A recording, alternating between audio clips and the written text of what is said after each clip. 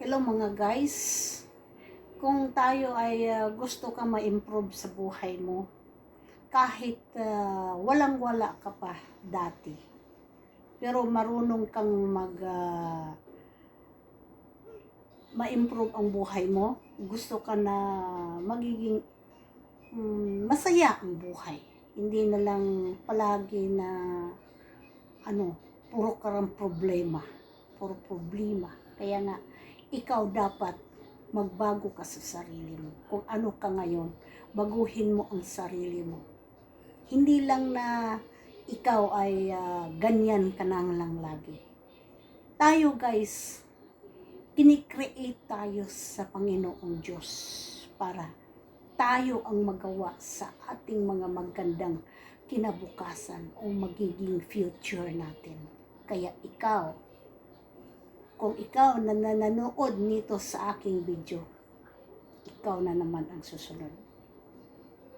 Kaya guys, huwag mong kalimutan guys, ang Panginoong Diyos nagkatingin sa atin. Kaya kung ano ang mga plano mo sa buhay, gusto ka na magiging masaya sa buhay in the future. Hindi mo mamalayan guys, darating ang masaya para sa iyo. Kung ikaw lang ay manalig ka sa sarili mo. At the most of it, manalig ka sa Panginoong Diyos. Kung ano ang mga hinihiling mo, tapos ikaw ay palagi kang mag-pray sa mga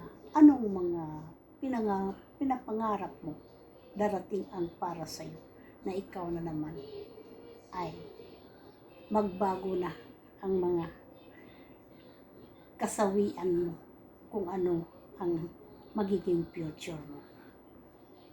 Kung ikaw ngayon, bata ka pa nang nakinig dito sa video ko, mga 18, 10 to 15 to above, hindi mo pa nakamit ang mga yung mga kagustuhan mo sa buhay in the future, hindi ka mga 10 to 15 years, malayo na yan, basta masipag ka lang, tapos wala kang inaapakan na tao, tapos wala kang ginagawa na masama sa ibang tao, tapos palagi kang nagdadasal, palagi kang believe sa Panginoong Diyos, ikaw talaga guys, marating mo at makamit mo ang tagumpay na hindi mo inaasahan, na maliit lang ang pinangarap mo, pero in the future, malaki at iibuhos ni Lord ang para sa iyo for the right time. Tandaan mo guys. Ito guys, ginawa ko lang itong video ito para sa ating lahat. Tingnan mo, ang bago ng buhay, hindi na lang natin maasahan kung ano ka, kung sino sila, kung sino ka in the future, makamit mo ang gusto mo sa buhay. Basta ikaw masipag at ikaw ay masunurin ka sa mga magulang mo, at the special in the yung mga mo ay the most mong pinalagi mong dinadasal or pinalagi mong iniisip yung mga anong mga sa mga pamilya mo. For example, magulang mo. Hindi naman tayo pinanganak ng mayaman. Kaya palagi mong iniisip na gusto kang tumutulong sa mga magulang mo. Parang sa ngayon ay sila, nandito pa sa kasama pa ninyo sila.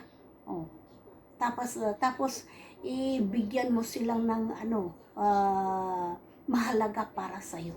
Yung parang nandyan pa na nandyan palagi sa inyo ngayon, yung mga magulang mo, ibigay ninyo ang gusto sa mga ano mong dapat mong gawin. Oh, pagmamahal, or anong mga gustong kailangan nila, for example, yung mga pagkain, or anong ibigay mo sa kanila, ibigay mo kung nandyan pa sa tabi mo yung mga magulang mo. Tapos, ang Panginoong Diyos, masaya siya pag ang mga anak ay masunurin at saka mapagmahal sa mga magulang, ay talaga ikaw guys, talagang madali kang aangat sa buhay mo. Tapos sisipag ka lang. Hindi ka magawa ng mga anong mga kalukuhan dyan sa mga labas or mga barkadas na ano, basta ka lang, magawa ka na ng sarili mo na kabutihan para sa'yo. Hindi na tayo na umiiwas tayo sa mga barkada. No, hindi. Pag makikita mo sila, kausapin mo. Tapos wag ka lang na punta dito, punta doon, kung anong mga ginagawa ninyong na masama, na hindi na yan maganda. O kaya nga, mabuti pa ikaw na lang ng sarili mo para in the future makamit mo ang mga tagumpay para sa iyo. Tingnan mo nga guys. Ako dati guys, talagang ako, mahirap ako guys. Pero in the future, kahit madapa ako, babangon pa rin, tatayo pa rin, hanggang makamit ko ang gusto kong makamit sa buhay. Pero hindi ko inaasahan na in the future, ibigay ni Lord ang gusto nga para sa akin. Kung anong hinihingi ko kay Lord, binigay niya sa akin.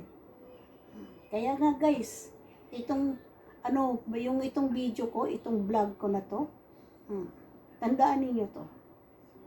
Nakinig ka sa video na to sa akin, ikaw na ang susunod guys. Basta sunod ka lang sa tamang susunod ka sa tamang paraan at sa magandang sistema. In the future, ikaw na ang the most abundance life guys. Totoo yan guys. Hindi ka hindi ka magpawala ng pag-asa habang may buhay, makamit mo ang tagumpay para sa iyo. Totoo yan guys. Hindi ka magpawalang pag-asa. Sabihin mo na sa iba, gusto nila, ganito na lang ako, ganito na lang, na-achieve, tanggap ko na sa sarili ko, ganyan ako.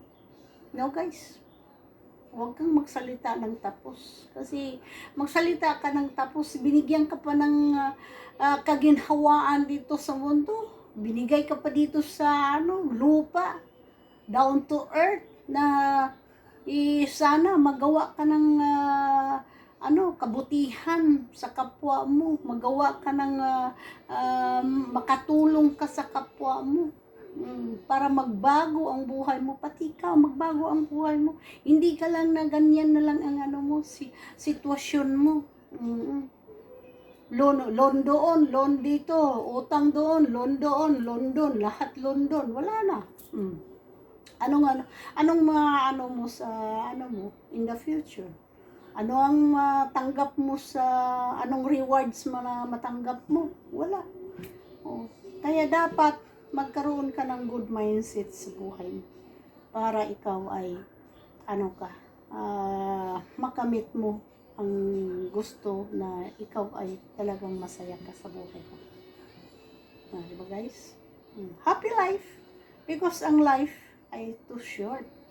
But someday, ang pag yung mahirap ka, ang dami mong mga problema na dinaanan mo, kung ano ang mga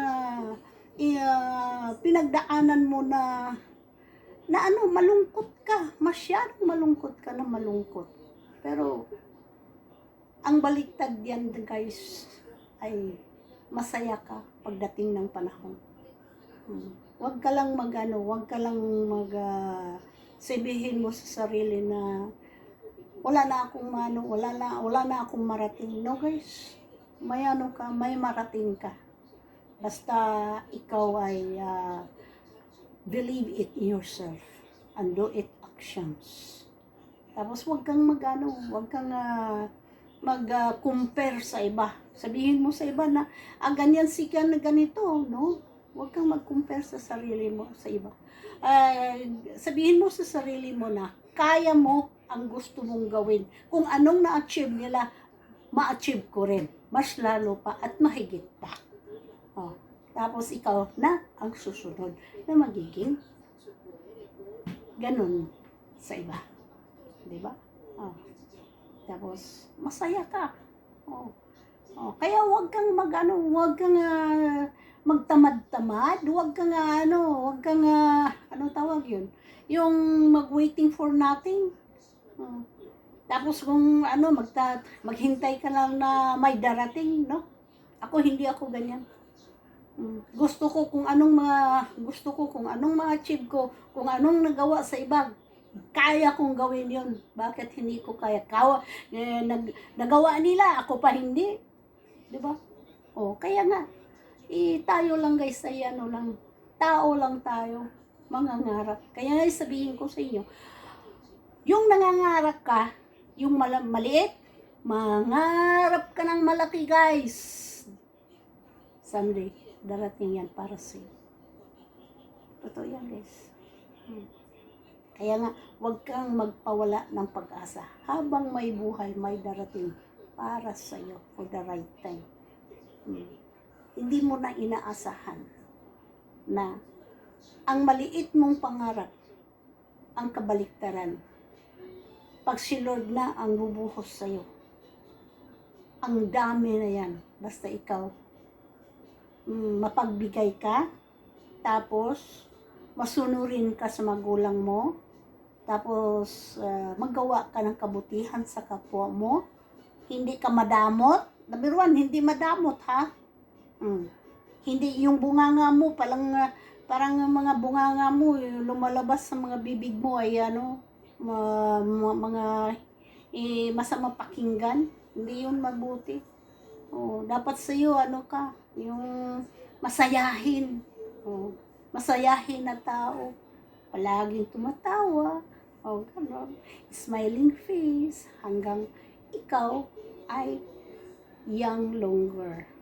Kahit may edad na, pero bata pa rin. Diba? So, ganyan lang guys. And then, don't forget, big smile. Diba guys?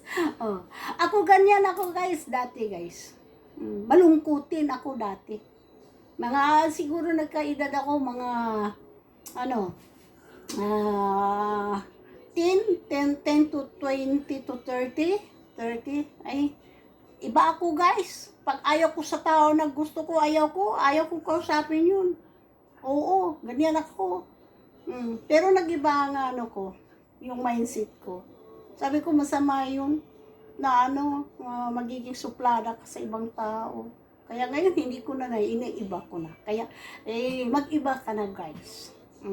Kasi kung mag-iba ka, yung mga dati mong ginagawa na hindi masama, yung mga, yung parang mga gawa na hindi mabuti para sa'yo, wag mo nang wag mo nang yan. Ang ngayon, mag-new style ka na guys, ganyan, para ikaw ay mabait at ikaw ay matulungin. Yun. Tapos, si Panginoong Diyos ay, siya, magbigay. Kung anong mga kailangan mo, ibibigay ni Lord. Tapos, ang blessings ay, sunod-sunod na blessings ibigay ni Lord para sa'yo. Basta ikaw, more, yan tinatawag na, give, and, get, and ano ba tawag yun? Bigay ka, tapos may darating yan sa'yo. O, so, anong tawag yun? Yung ano ba? Give and take. Take and give. Take and give. Ganyan guys. Yan ang gusto ni Lord, mga ano sa mga anak niya. Hindi lang ka palagi na take ka ng take ka ng take, tapos hindi ka nag-give.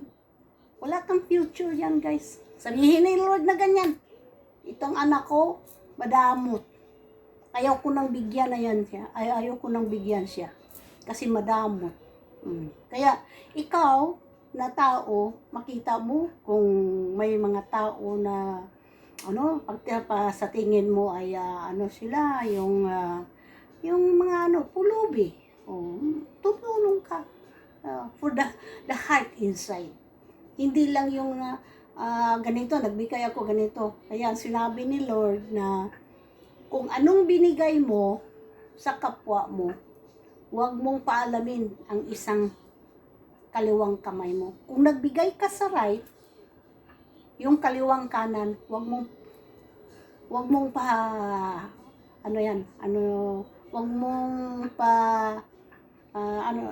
sa tawag pa sa Bisaya pa, di mo pahibalon ang pikas ni mong kamot. Kung nagbigay ka sa imuhang wala nga sa right nga kamot, so ayaw ni mo pahibala ang kaning ni ang wala nga kamot. So kung maghatag ka, hatag ka. So gikan sa imong kasing-kasing. Kay sigad ang magbalos kanimo. Sigad ang magbigay uli sa iyo. More pa sa binigay mo sa kapwa mo. Yan, tandaan mo yan guys. Totoo ang itong sinabi ko sa inyo guys. 100%. Kasi ginawa ko yan sa mga tao. Kahit ako, saan ako magpunta sa mga, mga pinuntahan ko, basta makakita ako ng mga pulubi, binibigyan ko, kahit wala na ako, basta ibigay ko sa kanya. Pero in the future, yung binigay ko, mas lalo pang binigay ni Lord ang para sa akin. Kaya tingnan mo. Kaya nga guys, gawin mo ang tama para ikaw masaya ka sa buhay mo. Guys, no? Masaya guys. Kung ikaw ay wala kang inaapakan ng tao, tapos wala kang parang happy ka sa life mo. Talagang masaya ka guys. Parang ang mindset mo kung matutulog ka, tulog ka lang tulog. Himbing ang pagtulog mo, wala kang iniisip. No. Hindi naman natin maaasahan na may darating naman na problema. Pero madali lang maluwas. Madali lang may solusyon.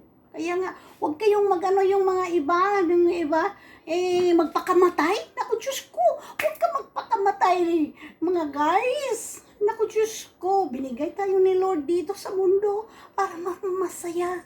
Yung mga problema, lang yan, madadaanan lang natin yan. Kaya kung anong mga depression, kung anong mga, yung mga malungkot ka, hindi naman natin na malungkot ka, di ba? Oo, may may time naman na, malungkot ka. Pero, in the right time, guys, darating ang para sa iyo guys na masaya ka.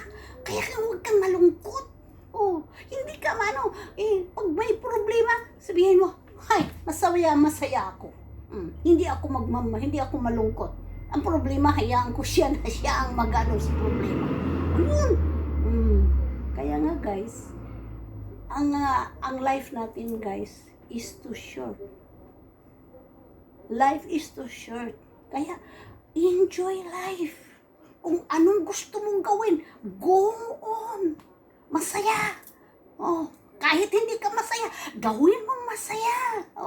Para ikaw ay in the future, palagi kang masaya. Alam mo, yung ibang ibang mga tao, palaging malungkot. Tingnan nilang mga nila. Sa tingin nila, wala na silang pag-asa. Kaya, guys, gawin mo. ito ang ano ko sa inyo.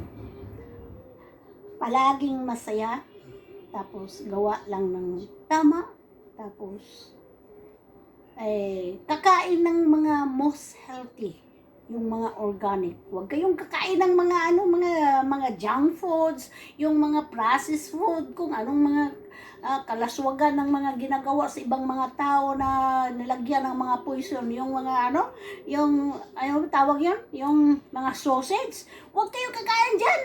Makakasakit kayo diyan. Tapos magkano ka diyan?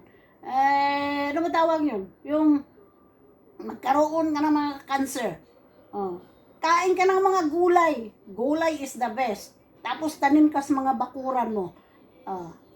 Importante yun. Oh. Tapos ano pa yan? Organic pa yan. Yan ang binigay ni Lord. Kaya kung kakain ka ng mga gulay everyday, ano ka pa, batang-bata ka pa. Hindi ka palaging kumakain ng karne. Kakain ka na ng karne, maliit lang.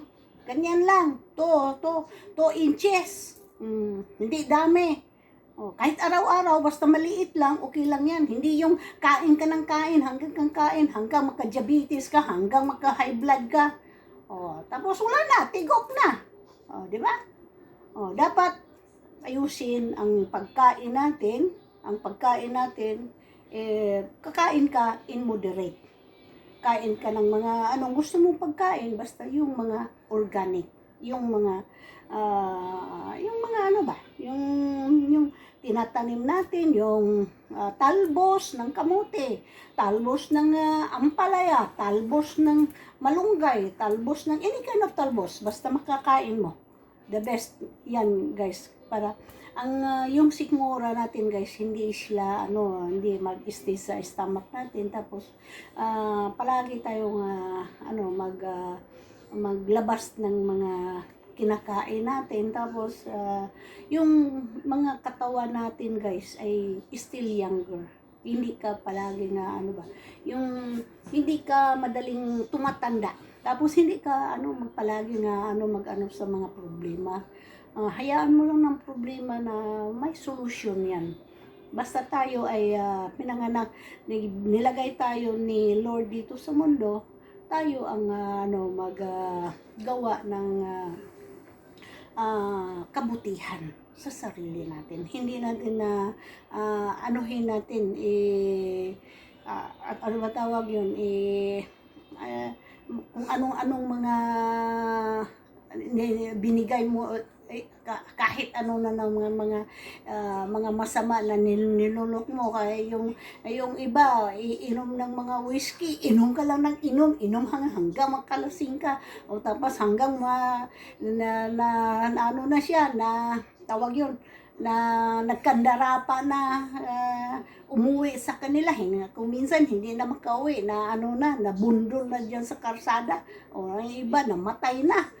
Kaya nabundulan na sa mga sasakyan sa kalsada. Hindi na makauwi sa kalasingan. Kaya masama yun, guys. Kaya advice ko sa inyo, huwag nang ginawa. Mahal tayo ni Lord, kaya huwag ninyong gawin ng ganyan. Yung katawan natin ay mahalin natin ang ating sarili.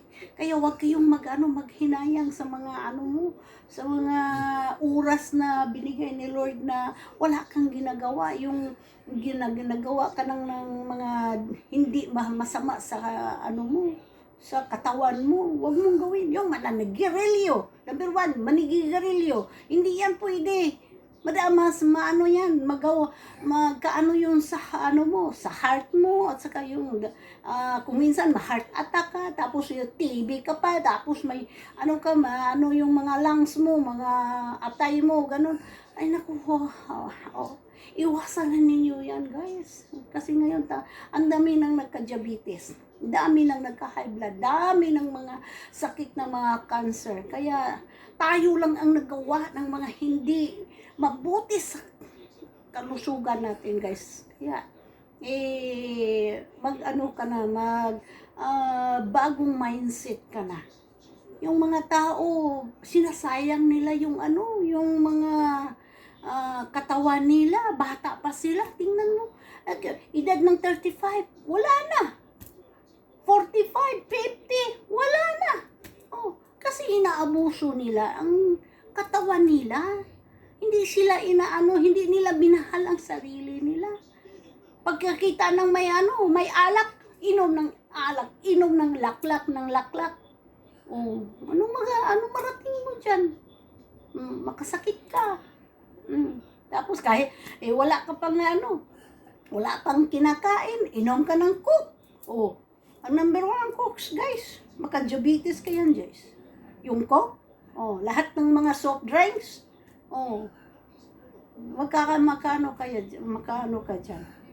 Kaya nga, ako, matagal na ako, hindi na ako uminom ng mga Cokes, mga Sprite, anong mga liquid yan, hindi na ako. Minsan lang, inom ako yung mga light na yung mga light na mga soft drinks. Kung minsan, palagi na lang ako tubig.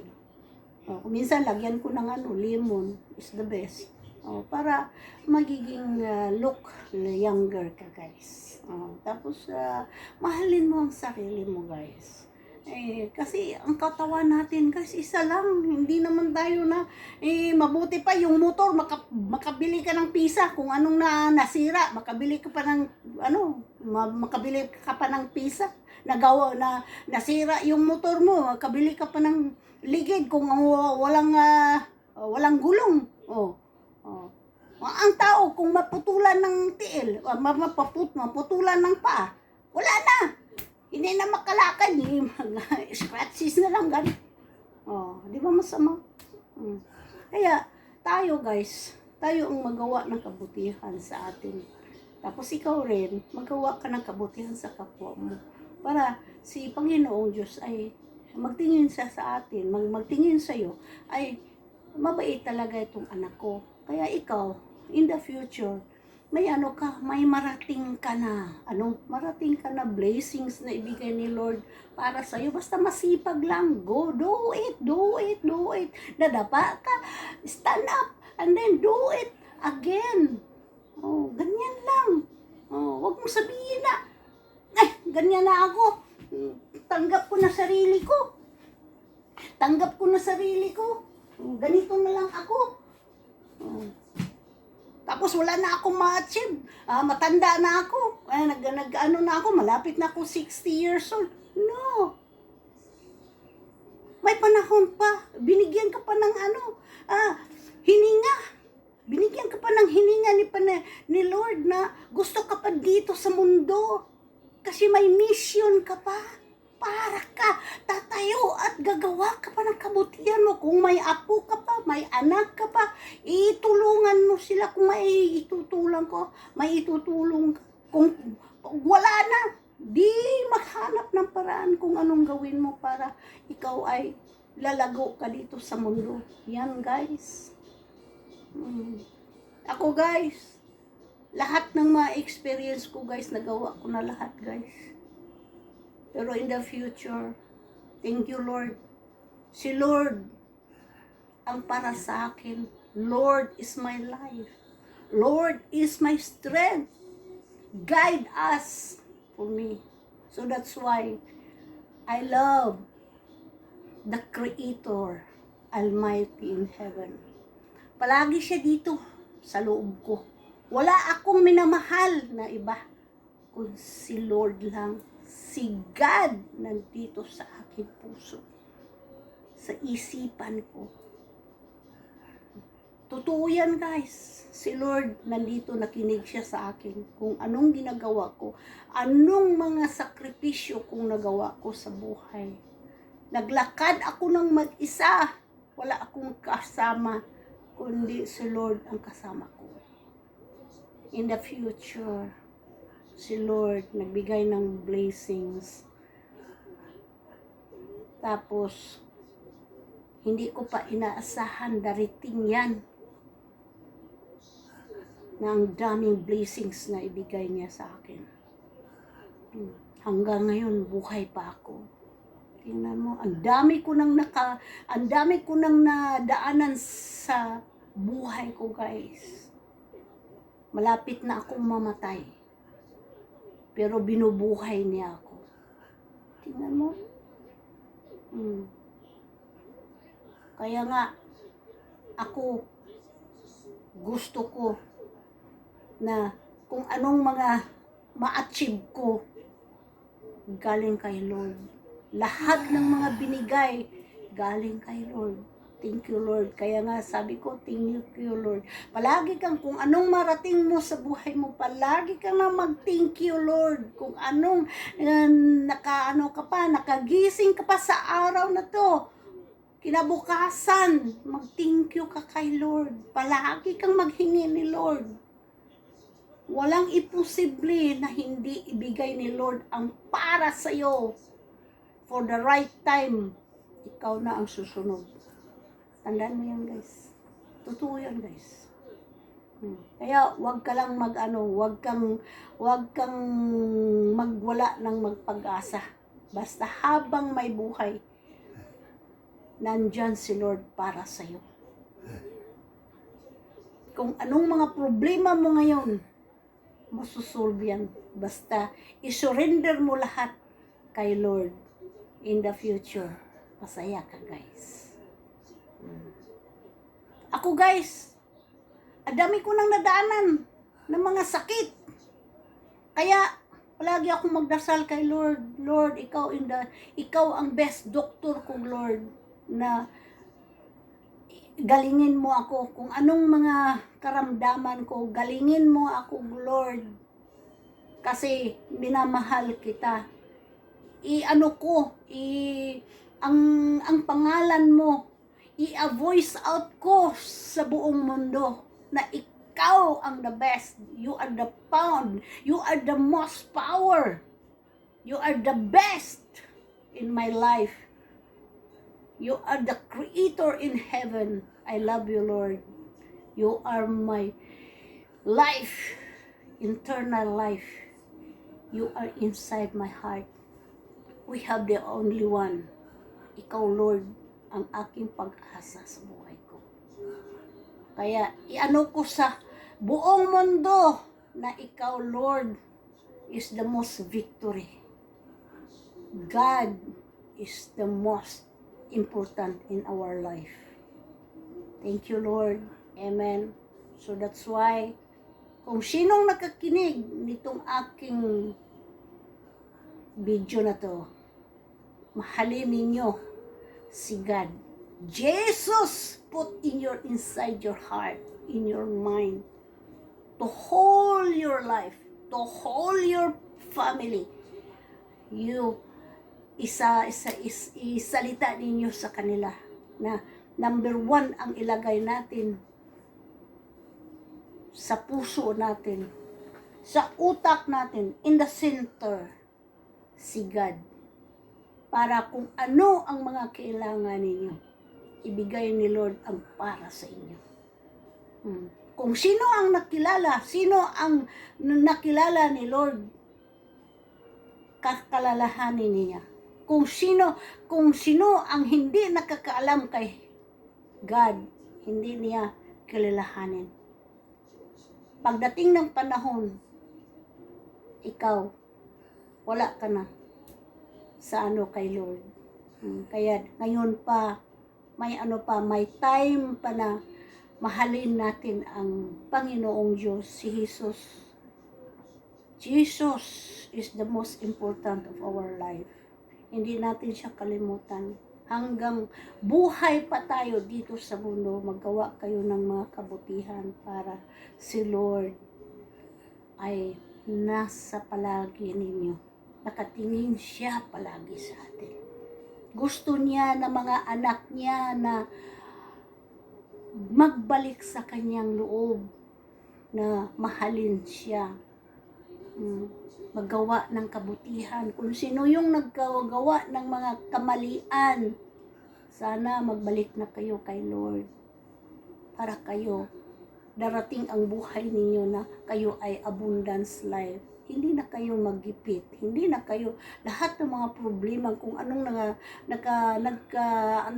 yun sa mga problema ninyo, darating ang time na ikaw ay masaya ka na, para ikaw ay masaya ka sa buhay mo. Totoo yan, guys. Mahalin ninyo ang Panginoong Diyos. Ang dami ng mga katalagman ngayon. Oh. Lahat ng mundo, hindi lang sa isang nasod na, all over the world. Lahat, ang dami ng mga ang dami ng mga struggle na darating sa buhay, darating sa mundo. Kaya nga, may time pa kayo magbalik ng Panginoong Diyos. Mahalin ninyo si Lord. Kay bandang huli, babalik na siya. Mag-classified na siya, guys. Kung sino yung mabait, kung sino yung nakakaalam ni God, kung sino yung nakaalam ni Jesus Christ, yan ang alalahanin niya. Yan ilagay niya sa kabila niya. Pero yung hindi niya alam, hindi alam sa yung tao, hindi niya alam si Jesus, si God, ay niya, takwil niya yan.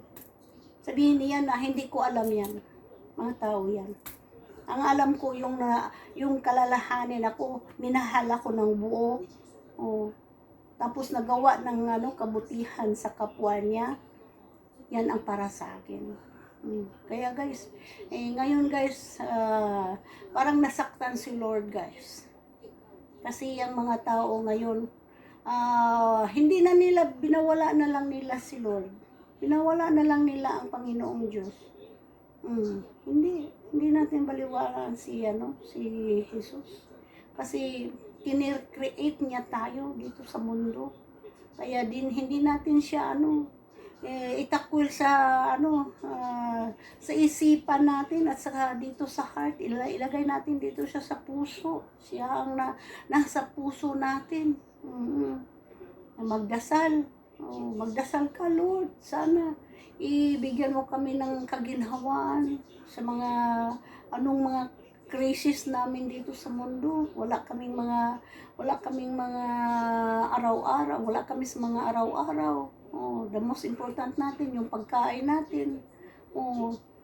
Kaya guys, huwag kayong magpawala ng pag-asa. Habang may buhay, may pag-asa guys. Okay guys? So, thank you guys. Tapos, sa sunod na naman ng vlogs ko guys. Tapos, subscribe sa aking channel guys. Gemlen. Tapos, i-thumbs up mo. Click the bell button and thumbs up my video and comment down below. Okay guys? So, wag niyong guys, wag kayong magpawala ng pag-asa. Habang may buhay, may pag-asa ka pa rin guys. Kung ano ka ngayon, ang dami kang problema, wag alisin mo yung mga problema, isurrender mo kay God. Tapos si God na ang bahala kung ano ang ibigay sa iyo in the right time. Ikaw na ang masaya. Guys, basta palagi lang smile. Smile, tapos tumatawa ka pa rin. Kahit may problema, katawa ka pa rin. Basta gawa ng kabutihan, di ba? Masaya lang guys. Yan ang ko sa inyo lang guys.